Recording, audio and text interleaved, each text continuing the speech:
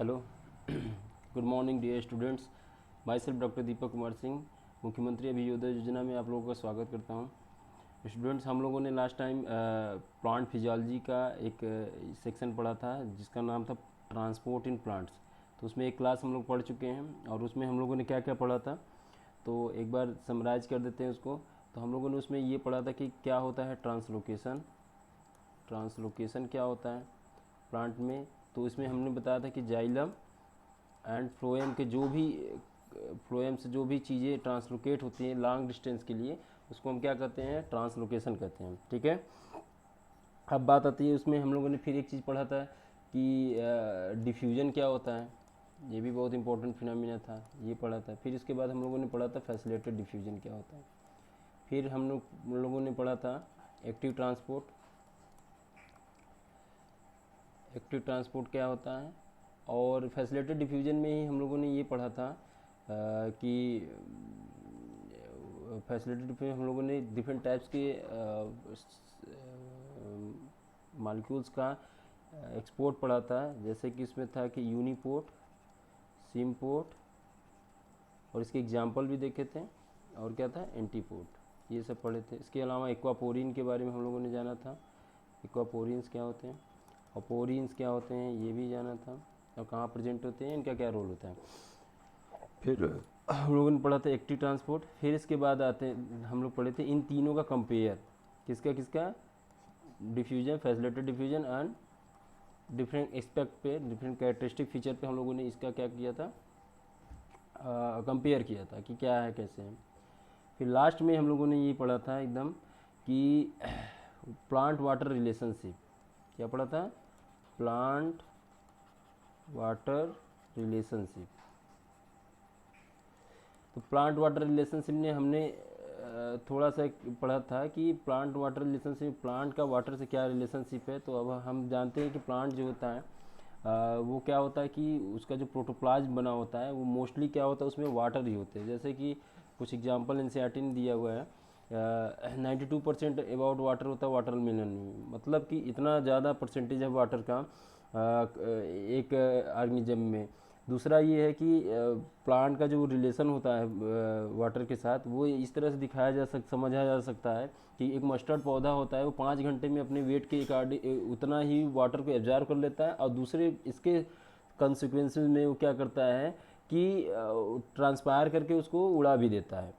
तो कहने का ये मतलब है कि जब वाटर इतनी नेसेसरी है, इतना ज़रूरत है उसको, और कंटिन्यू सप्लाई की ज़रूरत है, तो एक तरह से ये वाटर जो होगा क्या होगा, लिमिटिंग फैक्टर होगा किसके लिए, एग्रीकल्चर और इन्वायरमेंटल दोनों सिस्टम के लिए। क्यों, क्योंकि नेचुरल इन्वायरमेंट में अगर वाटर जो है, वाटर कौन से फॉर्म में, जो लिक्विड फॉर्म में है उस फॉर्म में वाटर, तो मान लो एक साइकिल चलती है वाटर साइकिल, तो वो तो दूसरी एक्सपेक्ट हो गई। लेकिन यहाँ पे ये देखना है कि जो वाटर अवेलेबल है किसके लिए, प्लांट के लिए। तो प्लांट्स के लिए जो अवेलेबल है वाटर वो बहुत ज़रूरी है। क्यों, क्योंकि अगर इतना डिमांड है, अगर एक एक मस्टर्ड प्लांट जो है 5 घंटे में अपने वेट के इक्वल जो है वाटर को क्या करता है, एब्जॉर्ब करता है। इसका ये मतलब है कि ये बहुत ही इसका कहीं ना कहीं नेचर ने कुछ सही चीज़ के लिए इतना वाटर के ट्रांसपोर्ट का रोल दिया हुआ है प्लांट्स को। अब उसके बाद हम लोग पढ़ते हैं वाटर पोटेंशियल। इसमें थोड़ा सा पढ़े थे कि वाटर पोटेंशियल क्या होता है। तो जैसे अब शुरू करते हैं इसमें पढ़ना थोड़ा, और आज शुरू से पढ़ते हैं इसको, वाटर पोटेंशियल क्या होता है। तो देखो, जो वाटर पोटेंशियल होता है, जैसे कि कोई कंटेनर है मान लो, इसमें तुम्हारा ये तुम्हारा वाटर मॉलिक्यूल्स है, ये वाटर मॉलिक्यूल्स है। अब वाटर मॉलिक्यूल से छोटे छोटे हैं, इस सब आपस में एक दूसरे को देख के बहुत खुश हैं। क्यों, क्योंकि सब एकदम पास पास हैं, और जो इनके साथी हैं, एक जैसे अपनी जो जान पहचान के जो लोग हैं उन्हीं के साथ है ये, तो बहुत खुश है और अपना खूब मौज कर रहे हैं, इसमें खूब घूम रहे हैं, इधर से उधर, उधर से उधर घूम रहे हैं। जो घूम रहे हैं, तो जो घूमते हैं या दौड़ते हैं, तो उसको हम कहते हैं उसकी काइनेटिक एनर्जी। तो ये मान लो एक वाटर मॉलिक्यूल था, इसकी काइनेटिक एनर्जी ऐसे थी, तो ये दौड़ के इधर जा रहा है, फिर काइनेटिक एनर्जी इधर की तरफ, फिर इधर की तरफ, तो इसकी क्या होती है, वो काइनेटिक एनर्जी होती है। फिर आगे पढ़ते हैं कि जो काइनेटिक एनर्जी है वाटर मॉलिक्यूल की होगी, तो जितना ज़्यादा काइनेटिक एनर्जी होगी उतना तेज़ ये क्या करेगा, मूव करेगा। मतलब वही है, जितना तेज़ मूव करेगा उतना ज़्यादा काइनेटिक एनर्जी होगी। तो प्लांट जो बायोलॉजिकल सिस्टम में ये कहते हैं कि जो काइनेटिक एनर्जी जितनी अधिक होगी उतनी ही वाटर की पोटेंशियल होगी। पोटेंशियल का मतलब ये होगी जितनी ज़्यादा ये रैंडमनेस मूव करेगा, जितनी तेज़, वो क्या होगी, उतनी ज़्यादा पोटेंशियल होगी। तो जो वाटर मूव करता है ये हमेशा एक रैंडम फैशन में करता है, रैंडम फैशन में, और कांस्टेंट करता है। ये बात याद रखने वाली है। कांस्टेंट और कैसे करता है, रैंडम फैशन, मतलब ऐसा नहीं है कि ये जो होगा ये इधर की तरफ मूव करेगा, नहीं, रैंडमली कहीं इधर भी कर सकता है, इधर भी कर सकता है, खूब इधर चाहे जिधर घूम जाएंगे, मतलब ये उनके ऊपर फ्री मालिक्यूल है। अब ये घर जो था, मान लो जो कंटेनर घर की तरह था, इसमें तो ये हो गया है जो काइनेटिक एनर्जी हो गया, जितनी काइनेटिक एनर्जी अधिक होगी उतना ज़्यादा वाटर पोटेंशियल होगा। तो हम जानते हैं वाटर पोटेंशियल को हम लोग ग्रीक सिंबल साई से डोनेट करते हैं और यहाँ पे डब्लू लगा देते हैं, तो वाटर पोटेंशियल हो गया। जितनी ज़्यादा काइनेटिक, जितना तेज़ दौड़ेंगे ये सब वाटर मॉलिक्यूल, उतनी ही ज़्यादा काइनेटिक एनर्जी होगी। अब कुछ फैक्टर्स हम बता रहे हैं जिससे काइनेटिक एनर्जी को हम वाटर पोटेंशियल को डिटरमाइन करेंगे। जैसे अगर मान लो इसमें हम टेम्परेचर बढ़ा दें, हीट को क्या करें, टेम्परेचर बढ़ा दें, तो ये सब और तेज़ भागने लगेंगे, तो क्या बढ़ जाएगी, काइनेटिक एनर्जी और बढ़ जाएगी, वाटर पोटेंशियल और बढ़ जाएगा। दूसरा ये है कि ये जो कंटेनर है इसको यहाँ से हमने पैक कर दिया और यहाँ से जो है किसी पिस्टन को लगा के नीचे की तरफ फोर्स दिया। जब फोर्स नीचे की तरफ दिया तो ये पास पास आएंगे तो तुरंत भागने की कोशिश करेंगे दूर दूर, तब भी क्या होगा, काइनेटिक एनर्जी बढ़ जाएगी और वाटर पोटेंशियल बढ़ जाएगी। इसका मतलब टेम्परेचर प्रेशर बढ़ाने पर काइनेटिक एनर्जी बढ़ जाती है और वाटर पोटेंशियल उसके ही कंसिक्वेंस में बढ़ जाते हैं। तो ये रैंडम होते हैं और कांस्टेंट होते हैं और ये टेम्परेचर प्रेशर का रोल प्ले होता है। अब एक दूसरा कंटेनर हम आपको दिखा रहे हैं, देखो ये दूसरा कंटेनर है, इसमें भी सब वाटर मॉलिक्यूल बहुत खुश हैं अपने परिवार के साथ। अब ये खूब रैंडमली मूवमेंट कर रहे हैं, खूब अच्छे अच्छे से कर रहे हैं। अब बात ये आ गई कि इसमें क्या है कि कोई मेहमान आ गया, इनका कोई मेहमान आ गया, कहा कि हम भी रहेंगे इसमें। उस मेहमान का नाम था क्या, सैल्यूट। उस मेहमान का क्या नाम रख दिए, सैल्यूट। जब सैल्यूट आ गया इसमें, और ये तो जो वाटर मॉलिक्यूल था ही, तो वाटर तो जानते ही यूनिवर्सल सॉल्वेंट है, तो ये एक तरह का किसकी तरह वर्क कर रहा है, सॉल्वेंट की तरह। अब इनके मेहमान आ गए सॉल्यूट, तो ये क्या करेंगे, सॉल्वेंट को जो बढ़िया से घूम रहे थे इधर से उधर, अब ये कहेंगे कि अब सॉल्यूट को देखो। अब अगर बहुत तेज़ी से जाएंगे तो अपने मेहमान से टकरा जाएंगे, तो इसलिए क्या होगा, इनकी काइनेटिक एनर्जी क्या हो जाएगी, घटने लगेगी। तो जितना ज़्यादा मेहमान आएंगे, जितने ज़्यादा लोग आएंगे, उतनी ज़्यादा वाटर पोटेंशियल घटते जाएगी, उतनी ही ज़्यादा काइनेटिक एनर्जी घटेगी, उतनी ज़्यादा वाटर पोटेंशियल घटेगी। इसका ये मतलब है अगर कोई भी इसमें कोई भी मेहमान या कोई सैल्यूट जो है बाहर से कोई पार्टिकल ना आए, तो वाटर जो का पोटेंशियल जो होता है वो मैक्सिमम होता है। तो किसका वाटर पोटेंशियल मैक्सिमम होगा, तो प्योर वाटर का। किसका होगा, प्योर वाटर का, जिसमें कोई मेहमान या कोई सैल्यूट ना हो, है ना। तो प्रॉब्लम होती है ना, मेहमान आते हैं तो सैल्यूट हो गया और ये वाटर हो गया। अब प्योर वाटर का जो वाटर पोटेंशियल है मैक्सिमम होता है। अगर हम कहें कि चलो मैक्सिमम तो है, लेकिन यहाँ पे टेम्परेचर प्रेशर क्या होगा, तो कहोगे कि जो नॉर्मल जो कांस्टेंट टेम्परेचर प्रेशर है उसी के बेस पे हम क्या कहेंगे कि ये इसका प्योर वाटर का मैक्सिमम होगा। तो बायोलॉजिकल सिस्टम में, खासकर प्लांट वाले में, वाटर पोटेंशियल में ये कहा गया है कि water potential of pure water is zero. इसको कितना माना गया है, जीरो, और ये अंडर नॉर्मल जो टेम्परेचर और प्रेशर पे। तो ये बहुत ही इंपॉर्टेंट बात है कि प्योर वाटर का वाटर पोटेंशियल ये है। अब जाहिर सी बात है वाटर पोटेंशियल जो होगा, किसी भी जो मेहमान वाले हैं, सैल्यूट वाले, जो दोनों को मिला के सॉल्यूशन बनाते हैं, इनका जो वाटर पोटेंशियल हमेशा क्या होगा, निगेटिव होगा। ठीक है। अब ये जो होता है कि इसका मतलब ये हुआ कि वाटर पोटेंशियल दो बातों पे निर्भर कर रही है। दो बातों पे, कौन कौन सी बातों पे निर्भर कर रही है, तो वाटर पोटेंशियल एक तो पहले प्रेशर पे हो गया, और दूसरा क्या हो गया, सैल्यूट के कंसंट्रेशन पे। तो हम ये देखते हैं कि वाटर पोटेंशियल के एक टर्म देते हैं कि वाटर पोटेंशियल जो होता है ये जो है डिपेंड करता है साई पी प्लस साई ए, एक फार्मूला है ये। तो ये कहते हैं कि ये है तुम्हारा वाटर पोटेंशियल। अच्छा ये बताओ कि जैसे कि मान लो ये रूट है, ये रूट सिस्टम है, इसमें रूट हेयर ऐसे ऐसे लगे हैं, यहाँ वाटर है, तो इसको पॉसिबिलिटी ऐसा नेचर में है कि इसको केवल प्योर मॉलिक्यूल मिले वाटर के एब्जॉर्ब करने के लिए, नहीं। इसमें ये पॉसिबिलिटी है कि जाहिर सी बात है कहीं ना कहीं कोई मिनरल्स न्यूट्रिएंट्स ये होंगे सप्लाई के लिए।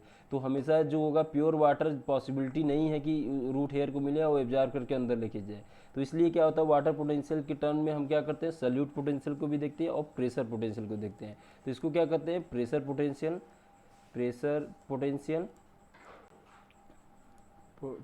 और इसको क्या कहते हैं, solute potential.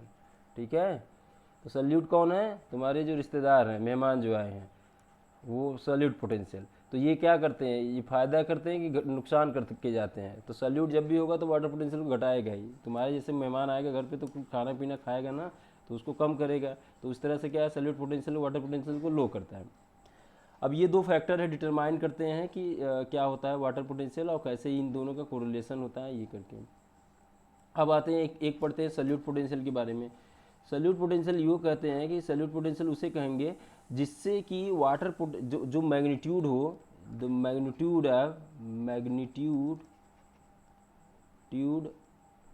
Of lowering of water potential, water potential को जितना लोअर कर दिया जाए, तो जितना सल्यूट ऐड करोगे उतना ही वाटर पोटेंशियल लो होगा। तो उसी को हम क्या कहेंगे, सल्यूट पोटेंशियल। तो जैसे कि मान लो, जैसे ये एक वो है, जैसे मान लो एक कंटेनर है, उसमें प्योर वाटर रख दो और यहाँ पे 5 मालिक्यूल डाल दो उसमें, और एक डाल दो क्या, 10 मालिक्यूल। तो सबसे ज़्यादा ए और बी, तो सबसे ज़्यादा कौन करेगा, बी वाला जो होगा वो ज़्यादा वाटर पोटेंशियल को लो करेगा एज कम्पेयर टू ए वाले से। ये क्लियर है। अब बड़ी इंटरेस्टिंग ये बात होती है कि वाटर पोटेंशियल जो होता है वो जो होता है, जितना ही ज़्यादा सल्यूट बनाओगे उतना ही कम सल्यूट पोटेंशियल होगी, वो निगेटिव वैल्यू होती है। तो जैसे देखो, जैसे ये हो गया, ये हो गया। अब हम लोग सल्यूट पोटेंशियल पढ़ रहे हैं। सल्यूट पोटेंशियल क्या होता है? सल्यूट पोटेंशियल में ये कह रहे हैं कि जितना मोर is the solute, more is the salute, इसको किससे रिप्रेजेंट करते हैं, साई एस से। मोर is the solute, less is the Sai S, मतलब वाटर पोटेंशियल, सॉल्यूट पोटेंशियल। जितना ज़्यादा सल्यूट ऐड करेंगे उतना ही कम क्या होगा उसका, वाटर पोटेंशियल। इस बात को एकदम याद कर लो कि जितना ज़्यादा सल्यूट ऐड करेंगे उतना ही कम होगा वाटर सॉल्यूट पोटेंशियल। इसको समझने के लिए हम इस तरह समझ सकते हैं कि जैसे देखो, जितना ज़्यादा सल्यूट का कंसंट्रेशन होगा उतना ही हमने क्या कहा कि उतना ही कम होगा सल्यूट पोटेंशियल। अब इसको देखो, अगर समझना हो, एक कंटेनर ले लेते हैं, 5 कंटेनर में 5 कंटेनर ले लें। इसको डिलीट कर देते हैं पहले। देखो सल्यूट पोटेंशियल हम लोग पढ़ रहे हैं तो साई एस पढ़ रहे हैं सल्यूट पोटेंशियल। इसमें देखो ये क्या है, 1 2 3 4 5, एक कंडीशन ये हो गई, और दूसरा 1 2 3 4 5, ये 5 जगह है तुम्हारे इसमें वाटर के चैनल में। मतलब एक कंटेनर है, उसमें वाटर है, उसमें 5 जगह है जो तुम्हारे मेहमान को आने के लिए है। मतलब मेहमान का मतलब कौन है, सल्यूट को आने के लिए। इसमें हमने क्या किया, पहले वाले में 2 मेहमान आए, तो 2 मेहमान ये ऑक्यूपाई कर दिए। तो जो सल्यूट का कंसंट्रेशन है वो कितना है, सल्यूट का कंसंट्रेशन 2 मालिक्यूल है। और तुम्हारे यहाँ घर पे जगह कितने हैं, 5, तो 2 को कर दिए। तो इसकी जो पोटेंशियल हुई वो कितनी हुई, सल्यूट की 3। अब यहाँ पे देखो फिर कंसंट्रेशन सल्यूट के बढ़ाएं, सल्यूट का कंसंट्रेशन कितना कर दे, 4 मालिक्यूल। मेहमान कितने हैं, 4 मालिक्यूल, तो कितने ऑक्यूपाई कर देंगे, 1 2 3 4, फ्री कितने हुए, 1। तो इसका सल्यूट पोटेंशियल कितना हुआ, इसका सल्यूट पोटेंशियल 3 हुआ, और इसका सल्यूट पोटेंशियल कितना हुआ, इसका सल्यूट पोटेंशियल कितना हुआ, 1 हुआ। तो जितना ज़्यादा सल्यूट होगा, देखो जितना ज़्यादा मेहमान आए हैं उतना ही कम सल्यूट पोटेंशियल हुआ है, जितना ही ज़्यादा मेहमान, जितना कम मेहमान आए उतना ही ज़्यादा सल्यूट पोटेंशियल हुआ है। समझ गया ना। इसीलिए सल्यूट पोटेंशियल जो होगा, जितना सल्यूट पोटेंशियल, जितना ज़्यादा सल्यूट डालोगे उतना ही कम होगा, जितना ज़्यादा सल्यूट डालोगे, जितना ज़्यादा मेहमान डालोगे उतना ही कम जगह फ्री मिलेगी। बस इतना, ऐसे कॉन्सेप्ट से याद रखो, ठीक है। अब बात आती है कि प्रेशर पोटेंशियल के बारे में पढ़ते हैं। तो हम लोग पहला क्या पढ़े, वाटर पोटेंशियल पढ़े, फिर उसके बाद सल्यूट पोटेंशियल पढ़े। अब क्या करते हैं, प्रेशर पोटेंशियल पढ़ते हैं। देखो प्रेशर पोटेंशियल में क्या करते हैं, साई पी। तो ये क्या होता है, जैसे ये कोई सेल है, तो सेल के ऊपर सबसे ऊपर कवरिंग, प्लांट सेल की बात कर रहे हैं, तो सबसे ऊपर वाली कवरिंग क्या होगा, सेल वाल होगा। तो ये तुम्हारा क्या है, सेल वाल है, और ये जो है तुम्हारा सेल मेम्ब्रेन है। क्लियर। अब यहाँ पे देखो क्या करना है कि इसमें प्रेशर पोटेंशियल दे रहे हैं, तो वाटर जो अंदर आ रहा है, तो जब अंदर आ रहा है तो ये क्या हो रहा है कि पूरा भर गया पानी, इसमें पूरा क्या होगा, वाटर भर गया। भरने के बाद ये क्या कर रहा है, इस पर प्रेशर लगा रहा है। जो प्रेशर लगा रहा है तो इसके अगेंस्ट ये भी प्रेशर लगा रहा है। तो जो जो प्रेशर ये एग्जर्ट कर रहा है उसी को क्या कहते हैं, प्रेशर पोटेंशियल। जो जो जिस पोटेंशियल से ये क्या कर रहा है, इसको प्रेशर दे रहा है, उसी को क्या कहते हैं, प्रेशर पोटेंशियल। और इधर इसके अपोजिट जो लगा रहा है, सेल वाल लगा रहा है, उसको क्या कहेंगे, वाल प्रेशर। क्या कहेंगे, वाल प्रेशर। तो ये बस समझना है कि प्रेशर पोटेंशियल क्या होगा। तो प्रेशर पोटेंशियल जरूरी है, क्यों, क्योंकि अगर सेल को बड़ा होना है, ग्रोथ डिवीजन करना है, तो क्या करना है कि एक्सटेंशन करना होगा, मेम्ब्रेन का एक्सटेंशन करना होगा, सेल वॉल की नहीं, मेम्ब्रेन का। तो इस तरह से क्या होगा, प्रेशर पोटेंशियल। अब हम लोग एनसीईआरटी की लाइन पढ़ लेते हैं कि कैसे कैसे एनसीईआरटी ने उस बात को कहा है, इन सारी बातों को।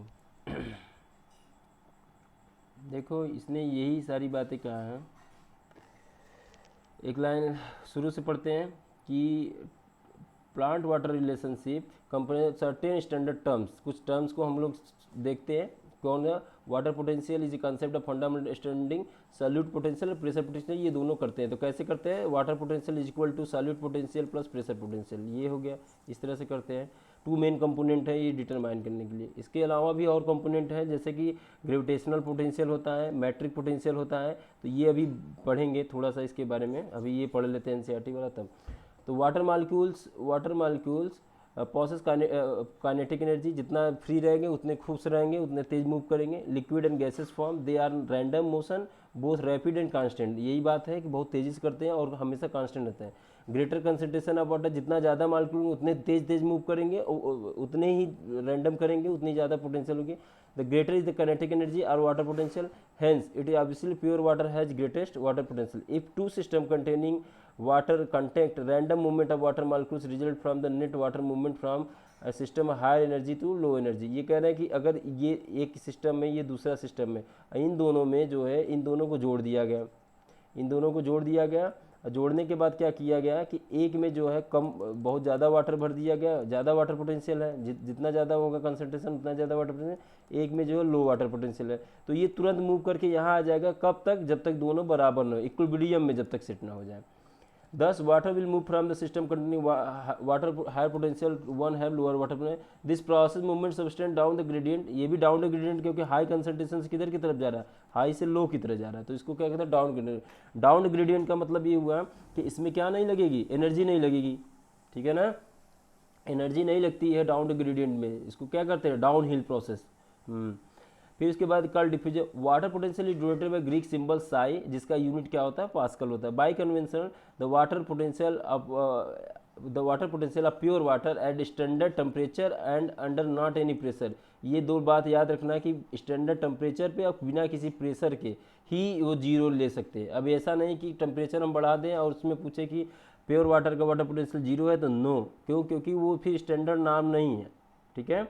तो प्योर वाटर का जो वाटर पोटेंशियल होगा at standard temperature under no any pressure, ये लाइन जरूर बताना कि हाँ भाई, अगर वाटर पोटेंशियल देखना है प्योर वाटर का, जीरो हम तभी कह सकते हैं जब स्टैंडर्ड टेम्परेचर हो और अंडर नो एनी प्रेशर हो। फिर if some solute dissolve in the pure water, अगर कुछ मेहमान आ गए, फिर मेहमान आ गए, the solution fewer free molecule, तब तुम आसानी से फ्री नहीं होंगे, एक तो तुम्हारे खाने को भी खाएंगे, तो content free and the concentration free energy और वाटर डिक्रीज, जितना फ्री थे तुम एकदम फ्री नहीं हो, उनको लेके बैठोगे, बात करोगे उनसे, तो रिड्यूस कर दोगे तुम्हारे पोटेंशियल को, जो जितना तेज काम, जैसे मान लो तुम पढ़ रहे थे, रिश्तेदार कोई मेहमान आ गया तो क्या कर दोगे, पढ़ना लिखना थोड़ा स्लो हो जाएगा। जब स्लो हो जाएगा इसका ये मतलब वो रिड्यूस कर देगा तुम्हारी पोटेंशियल को ना, तो वो अल्टीमेटली रिड्यूस करना ही है। अब ऐसा मत समझना है कि मेहमान को ना बुलाए, ठीक है, मेहमान को बुलाया जाता है, लेकिन क्या ज़्यादा दिन तक नहीं तो वाटर पोटेंशियल या तुम्हारी जो पोटेंशियल एकदम कम हो जाएगी। Hence all solution have a lower water potential than pure water, जितना भी वाटर सोल्यूशन होगा, जितने में मेहमान आए होंगे उनका कम ही होगा वाटर पोटेंशियल, इनकी पोटेंशियल कम ही होगी। The magnitude of lowering of due to dissolution of solute is called solute potential, वही जिस मैग्नीट्यूड से ये लोअर कर रहा है, जो रिश्तेदार किए हैं मेहमान, उसी को क्या कहते हैं, सॉल्यूट पोटेंशियल। ये हमेशा नेगेटिव में होता है, तो more is the solute, more less is the solute potential, the more is the solute molecule, lower is the more negative solute potential, ये बात याद रखना है। For a solution at atmospheric pressure water potential solute potential equal होता है, किस पे, water पूछा जाए, वाटर पोटेंशियल और सोल्यूट पोटेंशियल का जो अमाउंट होगा वो कब इक्वल होगा, तो कहोगे एटमॉस्फेरिक प्रेशर पे होगा। If a pressure greater than the atmospheric pressure is applied to pure water और a solution it water potential increase. वही कह रहे हैं कि जब प्रेशर बढ़ाते हैं तो क्या करता है कि वाटर पोटेंशियल बढ़ जाएंगे, क्यों, डिग्री ऑफ रैंडमनेस या रैंडमनेस जो होती है बढ़ जाती है। रैंडमनेस बढ़ जाएगी तो काइनेटिक एनर्जी बढ़ जाएगी, काइनेटिक एनर्जी बढ़ जाती है तो फिर क्या हो जाते हैं, वाटर की पोटेंशियल बढ़ जाती है। आगे फिर बढ़ते हैं, it is equivalent to pumping water from one place to another. वही है कि प्रेशर जितना बढ़ाएंगे उतना ही ज़्यादा, जैसे कि हम लोग का हार्ट है ना, तो हार्ट में क्या जितना ज़्यादा पंप करेगा उतना ही ज़्यादा प्रेशर बनेगा। तो वही कह रहा है कि अगर दो सिस्टम है, मान लो ये ए है ये बी है, यहाँ वाटर था तो यहाँ प्रेशर जब बढ़ाए तो इधर की तरफ मूव किया, ऐसे यहाँ प्रेशर बढ़ाए तो इधर की तरफ मूव किया हार्ट से पूरी बॉडी में। तो वही बात कर रहा है कि water potential is equivalent to pumping of water one place to another. जैसे ही जितना ज़्यादा पंप ये प्रेशर करेगा उतना ही ज़्यादा ये वाटर पोटेंशियल बढ़ेगा, उतनी ज़्यादा मूवमेंट होगी। Can you think any system of body built up, pressure जहाँ बनता है क्या होता है, heart. Pressure can built up a plant system when water enter cell due to the diffusion causing pressure built against the cell wall. वही है, ये जो था सेल मेम्ब्रेन था, cell membrane against the cell wall ये क्या कर रहा है, प्रेशर बिल्ड कर रहा है, और इसके अगेंस्ट ये क्या कर रहा है, वॉल प्रेशर क्रिएट कर रहा है। तो वही है, इट मेक टर्जिट। अब जितना ज़्यादा ये फूलेगा उतना ज़्यादा कहेंगे फूला हुआ, टर्जिट हो गया। क्या हो गया, टर्जिट हो गया। तो जितना ज़्यादा प्रेशर बढ़ाएंगे उतना ज़्यादा क्या होगा, वो टर्जिट हो जाएगा। The increase in pressure potential, जितना ज़्यादा प्रेशर बढ़ाएंगे उतना प्रेशर पोटेंशियल यूजली पॉजिटिव, ये हमेशा पॉजिटिव होता है। दो यद्यपि plant negative water potential tensor water को, ये आगे की बात है कि उसमें निगेटिव ट्रांसपोर्ट वाटर पोटेंशियल भी होता है, निगेटिव टेंशन भी होता है। एक्चुअली इसको यहाँ बस इतना याद लिख दो, ट्रांसपायरेशन पुल की बात कर रहे हैं। ये किसकी बात कर रहे हैं, ट्रांसपायरेशन पुल की। तो ये आगे अभी पढ़ेंगे, बस इतना याद रखना, ट्रांसपायरेशन पुल में जो होगा प्लांट निगेटिव वाटर पोटेंशियल या टेंशन ऑफ वाटर क्रिएट करता है, बस इतना है जाइलम में, ये याद रखना है यहाँ पे। Pressure potential is denoted by Sai P, और ये वाटर पोटेंशियल यही है, ये फार्मूला है ऐसे करके। अब आ जाते हैं हम लोग ऑस्मोसिस पे। तो ये पूरा समझ में आया वाटर पोटेंशियल क्या है। जितने ज़्यादा फ्री रहोगे उतनी ज़्यादा तुम्हारी पोटेंशियल, जितने ज़्यादा सल्यूट तुम्हारे उसमें आ जाएंगे उतनी ही तुम्हारी वाटर पोटेंशियल घट जाएगी। जितना ज़्यादा सल्यूट ऐड करोगे उतना ही क्या होगा, जितना ज़्यादा सल्यूट करोगे उतना ही लेस होगा सल्यूट पोटेंशियल। ठीक है। ऑस्मोसिस क्या है, कुछ नहीं है, ये भी एक तरह का क्या है, डिफ्यूजन है। तो ये बताओ कि इसमें एनर्जी लगेगी कि नहीं लगेगी, एटीपी नहीं लगेगी, क्योंकि डिफ्यूजन था ना। डिफ्यूजन में क्या होता था, किसी भी सब्सटेंसेस का हाई से लो मूवमेंट होना, इसी को क्या कहते हैं, डिफ्यूजन कहते हैं। तो ये ऑस्मोसिस भी एक तरह का डिफ्यूजन है, हाई से लो जाता है। और ये जो होता है, ये डिफ्यूजन होता है, ये डाउन हिल होता है। कैसे होता है, डाउन हिल, क्योंकि एटीपी यूज ही नहीं हो रही है। दो तीन बातें याद हुई। अब तीसरी एक बात ये होती है, जब भी कभी पूछा जाए कि तो और डिफ्यूजन और फिर ऑस्मोसिस को कहते हैं, तो बस यहाँ याद रखना सॉल्वेंट की बात करेंगे यहाँ पे, डिफ्यूजन ऑफ सॉल्वेंट। और सॉल्वेंट में किसको करेंगे, यूनिवर्सल सॉल्वेंट, वो क्या है, वाटर। अगर ये पूछा जाए कि diffusion of water through a semi permeable membrane, तो उसको क्या कहेंगे हम, ऑस्मोसिस कहेंगे। अब देखो जो हाई से लो जाएगा तो इसमें एक और कंडीशन ये है, इन्होंने ये कहा कि ये सारी बातें होंगी, डिफ्यूजन ऑफ वाटर होगा। डिफ्यूजन किसका होगा, वाटर का होगा। एनर्जी नहीं चाहिए, हाई से लो होना होगा, डाउन हिल होगा। और हाई से जब लो डिफ्यूजन होगा तो उसमें एक मेम्ब्रेन की ज़रूरत पड़ेगी। किसकी ज़रूरत पड़ेगी, मेम्ब्रेन की। ये मेम्ब्रेन जो होगा सेल का मेम्ब्रेन होगा। सेल का मेम्ब्रेन जो होता है वो सेलेक्टिव परमिएबल होता है। कैसा होता है, सेलेक्टिव परमिएबल, या इसका दूसरा टर्म है कि ये क्या होता है, सेमी परमिएबल होता है, परमिएबल होता है। दोनों में अंतर क्या है, तो सेलेक्टिव परमिएबल वही है, सेलेक्टिव मतलब किसी पर्टिकुलर पार्टिकल को, जैसे कि चैनल बताए थे ना फैसिलिटेटेड डिफ्यूजन में, किसी पर्टिकुलर को ही पहचान के वो गेट पे बैठे रहते हैं, सेलेक्ट करेंगे कि हाँ किनको जाना है किनको नहीं जाना देना है। सिंपल सेमी परमिएबल का मतलब वही मतलब हुआ जो कुछ को जाने दे रहे हो कुछ को नहीं जाने दे रहे हो, वो सुटेबिलिटी के अनुसार से, तो इसलिए उसको क्या कहेंगे, सेमी परमिएबल कहेंगे। तो इतनी बातें याद हो गई। ऑस्मोसिस क्या कहोगे, तो एक लाइन बताओगे, diffusion of water along, diffusion of water from higher concentration to low concentration through a semi या सेलेक्टिव परमिएबल मेम्ब्रेन। अब बात आती है कि ये इतना क्लियर हो गया, तो अब एनसीईआरटी की लाइन पढ़ते हैं, क्या कह रहे हैं ये, the plant surrounded by cell membrane and cell wall, the cell wall semi permeable. अब देखो क्या क्या कह रहे हैं ये, कि जो प्लांट होता है, जो प्लांट है, मान लो दिखो तुम, हाँ ये, अब देखो ये तुम्हारा क्या था, सेल वाल, एक प्लांट सेल वाल है ना। अब प्लांट सेल वाल है, इसके अंदर क्या है तुम्हारा, ये सेल मेम्ब्रेन है, सेल मेम्ब्रेन है। अब सेल मेम्ब्रेन के अंदर भी एक क्या है, एक मेम्ब्रेन है, मेम्ब्रेन बाउंडेड स्ट्रक्चर है, जो मोस्ट ऑफ द जो है कंसेंट वो सेल का, प्लांट सेल का जो स्पेस ऑक्यूपाई किया है। ये एक तरह का क्या है, एक प्लांट सेल है, जिसमें सबसे ऊपर वाला है क्या, सेल वाल, दूसरा क्या है सेल मेम्ब्रेन, और तीसरा क्या है टोनोप्लास्ट। तो ये जो स्ट्रक्चर है ये वाला, ये जो पूरा इसमें पूरा फ्लूइड भरा हुआ है, इसको टोनोप्लास्ट कहते हैं। एक्चुअली ये वैक्यूल है। तो प्लांट के केस में क्या होता है, प्लांट के केस में हम ये जानते हैं कि 3 मेजर मेम्ब्रेन से हमको पार कराना है वाटर को। टोनोप्लास्ट के लिए क्यों बात कर रहे हैं, क्योंकि ये मोस्ट ऑफ द सॉल्यूट को अपने में डिजॉल्व किया रहता है, अपने में रखा रहता है। कौन, टोनोप्लास्ट, जिसको क्या कहते हैं, ये मेम्ब्रेन है, मेम्ब्रेन है, किसकी मेम्ब्रेन है, तो ये कहोगे वैक्यूल की मेम्ब्रेन है, वैक्यूल की। अब ये बात है कि सेल वाल की बात आती है। अब जैसे कोई वाटर मान लो बाहर से आएगा, मान लो यहाँ से वाटर आ रहा है, वाटर आ रहा है अंदर जाएगा, तो सेल वाल क्या है, इसको कहते हैं फ्री परमिएबल है, ये किसी को भी आने जाने देगा, इसका केवल प्रोटेक्शन का काम होता है मेजर। तो परमिएबल है तो ये जाने देगा, ये तुम्हारा सेलेक्ट करेगा, कौन, सेल मेम्ब्रेन सेलेक्ट करेगा किसको जाना है किसको नहीं जाना, जाने देना है। फिर आ जाएगा टोनोप्लास्ट में। तो ये इस अगर मान लो वाटर बाहर निकलना है सेल से, तो सबसे पहले कहाँ से निकलेगा, साइटोप्लाज्म से। जब ये खत्म हो जाएगा फिर टोनोप्लास्ट से आएगा, फिर उसके बाद क्या हो जाएगा, पूरा सेल से बाहर निकल जाएगा। अंदर आएगा तो पहले क्या होगा, साइटोप्लाज्म में, फिर किस में जाएगा, वैक्यूल में जाएगा। ठीक है, इस तरह के हैं। तो इसी को क्या कहते हैं, ऑस्मोसिस। और इसके कुछ ऐसे पॉइंट थे। तो ये क्या है, फ्रीमी सेल वाल जो कह रहे हैं कि फ्रीली परमिएबल है, कुछ कोई प्रॉब्लम नहीं है इसको। सब्सटेंस इन द सोल्यूशन है नॉट ए बैरियर मूवमेंट, इनको कोई बैरियर नहीं, ये कोई बैरियर क्रिएट नहीं करते हैं। In plant cell usually contain large central vacuole. तो जैसे प्लांट का सेल और एनिमल के सेल में मेजर डिफरेंस ये होता है कि इसमें लार्ज सेंट्रल वैक्यूल होते हैं प्लांट के केस में, इसलिए न्यूक्लियस सेंटर में नहीं पाया जाता है।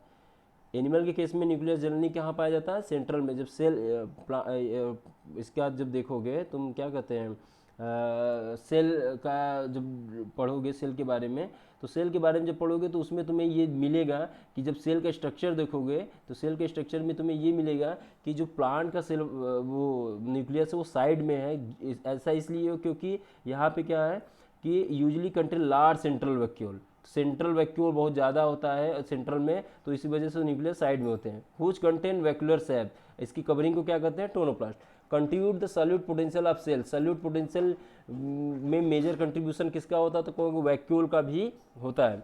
In plant cell, cell membrane and the membrane of vacuole that is tonoplast together are important determine movement of molecule from the in out cell. तो वही दोनों डिटरमाइन करते हैं। ऑस्मोसिस क्या है, term use to specially diffusion of water, देखो आ गई एक ही लाइन में। और अक्रॉस दैट डिफरेंशियली परमिएबल या सेलेक्टिव परमिएबल मेम्ब्रेन, बस यही है, इतनी लाइन याद रखनी है ऑस्मोसिस में कि डिफ्यूजन, ऑस्मोसिस भी एक तरह का पैसिव प्रोसेस है, और ये भी क्या होता है, डिफ्यूजन ऑफ वाटर होता है, और उसमें क्या होता है, सेलेक्टिव परमिएबल मेम्ब्रेन के थ्रू होता है। और ग्रेडियंट तो जाहिर सी बात है बना ही होगा, हाई वाला से लो की तरफ जाएगा। ऑस्मोसिस अगर spontaneous in response to driving force, क्यों, क्योंकि स्पॉन्टेनियस नहीं होगा, क्यों स्पॉन्टेनियस होगा, ऐसा क्यों होगा, क्योंकि इसमें तो कंसंट्रेशन ग्रेडियंट है ना, हाई टू लो वाला। The net direction of rate of osmosis depend on the pressure gradient, जितना ज़्यादा प्रेशर होगा उतना ही ज़्यादा क्या होगा, मूवमेंट होगा। कंसंट्रेशन ग्रेडियंट, जितना ज़्यादा कंसंट्रेशन होगा उतना ही ज़्यादा क्या होगा, मूवमेंट होगा। तो ये है, दोनों फैक्टर हैं डिपेंड करना। Water will move from region of higher chemical potential या कंसंट्रेशन से to its lower chemical potential, और ये तब तक फ्लो करेंगे जब तक ये क्या हो, दोनों क्या इक्विलिब्रियम में ना पहुंच जाए। ये तो पहले ही हम लोगों ने पढ़ लिया था कि अगर मान लो यहाँ वाटर ज़्यादा है तो तब तक ये मूव करेंगे जब तक इक्विलिब्रियम सेट ना हो जाए दोनों चैम्बर का। अब देखोगे एट इक्विलिब्रियम, जैसे इक्विलिब्रियम पहुंच जाएगा तो दोनों का वाटर पोटेंशियल सेम हो जाएगा, इसका और इसका। चैम्बर ए का भी वाटर पोटेंशियल जो होगा वही चैम्बर बी का भी वाटर पोटेंशियल होगा। ठीक है, अब देखो इसमें कुछ बहुत ही इंटरेस्टिंग क्वेश्चंस दिए हैं और एक फिगर बना के एनसीईआरटी ने, उसको हम लोग सॉल्व कर लेते हैं धीमे धीमे।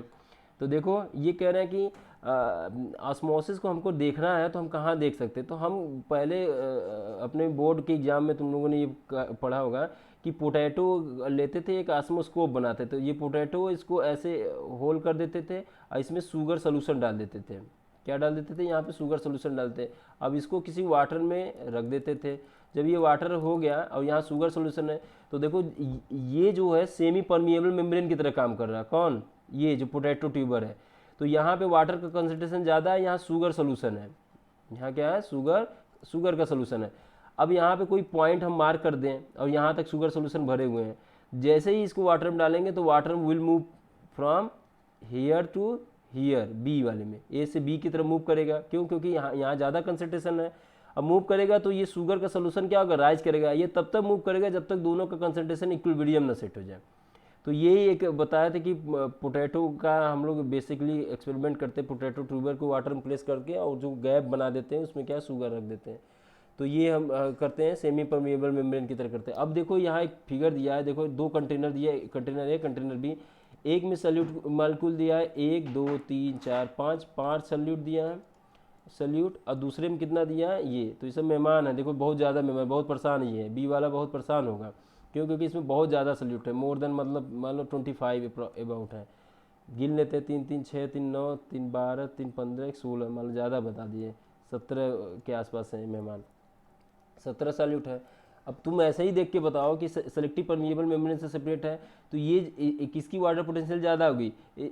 इसमें तो ज़्यादा वाटर मालिक्यूल तो ये है, फ्री खूब है, कम ही मेहमान है, तो इसकी वाटर पोटेंशियल ज़्यादा होगी एज कम्पेयर टू इसके पहले ही। क्योंकि ये तो इसकी पोटेंशियल रोक दी गई है ना। क्यों? क्योंकि ज़्यादा मेहमान है, सबको ज़्यादा देना पड़ रहा है, इसको हिंडर्ड कर रहे हैं, सब रोक रहे हैं उनकी पोटेंशियल को। पहला तो ये हो गया। दूसरा बात ये पूछे कि ये बताइए कि सल्यूट पोटेंशियल जो होगा किसकी अधिक होता है। तो हमने क्या बताया था कि सल्यूट पोटेंशियल जब डिटरमाइन करोगे तो ये याद रखना है कि solute potential more is the solute less is the solute potential. तो जितना इसमें ज़्यादा सल्यूट है तो more is the solute, less is the solute potential. तो इसके पास क्या है, लेस सल्यूट पोटेंशियल है, और इसके पास क्या है, हाई सल्यूट पोटेंशियल है। दूसरा है ये कब वाटर किधर से किधर मूव करेगा। तो देखो ज़्यादा फ्री मॉलिक्यूल इधर है ना, तो काइनेटिक एनर्जी इधर ज़्यादा है, काइनेटिक एनर्जी क्या है, ज़्यादा इधर, तो इधर से इधर मूव करेंगे, ए से बी की तरफ मूव करेंगे। फिर पूछा जाए कि ये बताओ कि कब तक ये मूव करेंगे। तो जब इक्विलिब्रियम सेट हो जाएगा तो दोनों का वाटर पोटेंशियल सेम हो जाएगा, तो कोई वो नहीं है, ये तब तक मूव करेंगे जब तक इक्विलिब्रियम ना सेट हो, दोनों का वाटर पोटेंशियल सेम ना हो जाए। अब ये सब सारी बातें अगर समझ में आ गई हो तो हम लोग एक एक करके इसका क्वेश्चन कर लेते हैं। तो देखो पहला है solution which chamber has lower water potential. जाहिर सी बात है इसमें कम फ्री मॉलिक्यूल वाटर के है, तो इसलिए ये चैम्बर कौन सा होगा, बी होगा। विच सोल्यूशन है चैम्बर है lower solute potential, more is the solute, lower is the solute potential, that is B. Which in which direction osmosis, more free molecule है, कम मेहमान, ज़्यादा फ्री, ये इधर आ गया, ए से बी की तरफ जाएगा। विच सोल्यूशन है हायर सल्यूट पोटेंशियल, तो किसके पास सल्यूट पोटेंशियल ज़्यादा है, तो सॉल्यूट की पोटेंशियल किसके पास ज़्यादा है, इसके पास तो बहुत ज़्यादा सल्यूट थे, तो इसके पास सल्यूट पोटेंशियल कम है, तो इसकी सल्यूट पोटेंशियल किसके पास ज़्यादा है। Which solution has higher solute potential, more is the solute, less is the solute potential. तो इसके पास होगी ना, less is the solute, more is the solute potential. तो which solution has higher solute potential, तो ए के पास। At equilibrium which chamber will have lower water potential, किसके पास वाटर पोटेंशियल लोअर होगा, भाई यहीं अभी लिखे हो ना, पढ़े हो यहाँ पे, एट इक्विलिब्रियम, यहाँ लिखा होगा, देखो यहाँ लिखे होगा एट इक्विलिब्रियम, जैसे ही at equilibrium which chamber will have lower water potential, at equilibrium two chamber should have nearly same water potential. तो इन दोनों का वाटर पोटेंशियल सेम होगा, तो कहोगे सेम वाटर पोटेंशियल। अब बात आती है, ये तो फिगर से हो गया। अब यहाँ कुछ लिखा है कि अगर बताओ एक चेम्बर के पास क्या है, वाटर पोटेंशियल जो है अमाउंट है उसका वाटर पोटेंशियल का, वो मान लो है -2000 और किलो पास्कल, और दूसरे के पास क्या है -1000 किलो पास्कल। अब बताओ कौन ज़्यादा है इसमें, -1000 -2000, तो -1000 ज़्यादा है ना। मोर निगेटिव वैल्यू, जैसे निगेटिव लग गया इसके आगे, तो ये बहुत कम हो गया, ये ज़्यादा हो गया।